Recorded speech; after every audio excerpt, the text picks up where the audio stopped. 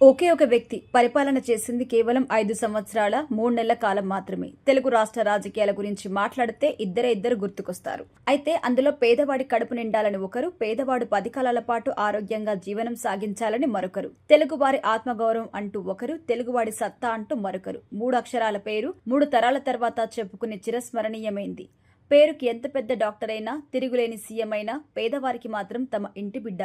ప్రతి ఇంటికి వైఎస్ఆరే.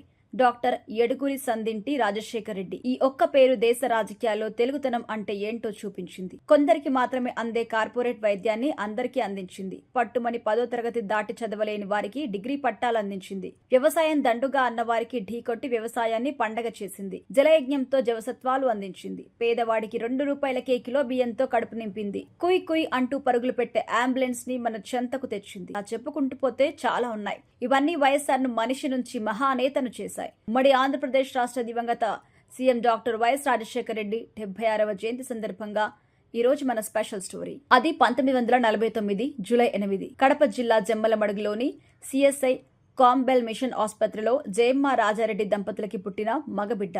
వారు కూడా ఊహించి ఉండరు ఈ బిడ్డ ప్రతి ఇంటికి పెద్ద కొడుకు అవుతారని. కలలో కూడా కలగని ఉండరు. కట్టె కాలే వరకు కర్షకుల కోసం పరితపిస్తారని. ఫ్యాక్షన్ ఫ్యామిలీలో పుట్టిన వ్యక్తి ప్రేమకు ప్రతిరూపంలా మారతారని. కన్నెర్ర చేస్తే గడప రాజకీయం గడప గడప వనకాల్సింది పోయి గడప గడపలో కరుణ చూపించాడు. రాష్ట్రానికి నవ్వుల వరాన్ని అందించారు. పెద్దాయన అనే పేరు వారసత్వంగా వస్తుంది కానీ అందరికీ కాని కొందరికి మాత్రం పెద్దాయన అనే పేరు ప్రజల గుండె చప్పుడు నుంచి వస్తుంది. 1978 ఎన్నికలు తొలిసారి ఘన విజయం.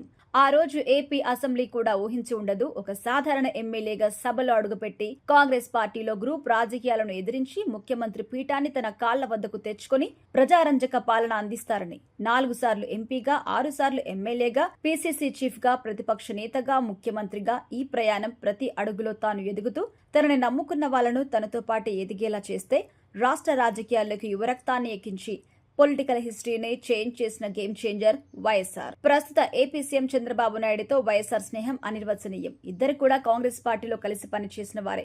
వైఎస్ఆర్ స్నేహం చేస్తే ఎలా ఉంటుందో, రాజకీయం చేస్తే ఎలా ఉంటుందో బాగా తెలిసిన ఏకైక వ్యక్తి చంద్రబాబు. టీడీపీ పాలన పట్ల తీవ్ర వ్యతిరేకత వ్యక్తమవుతున్న తరుణం.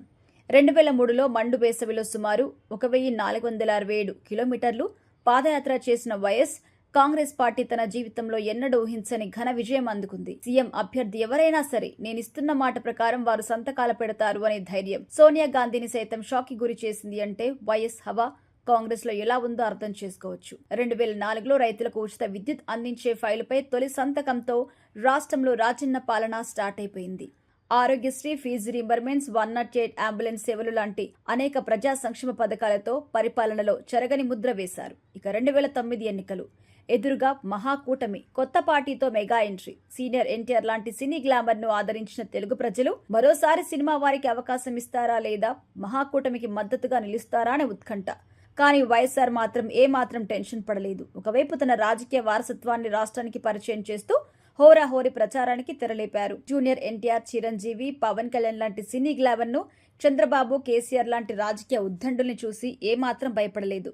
తన చిరునవ్వుతో రాజకీయ ప్రత్యర్థుల పతనాన్ని శాసించారు. తిరిగి రెండోసారి రాష్ట్ర ముఖ్యమంత్రిగా బాధ్యతలు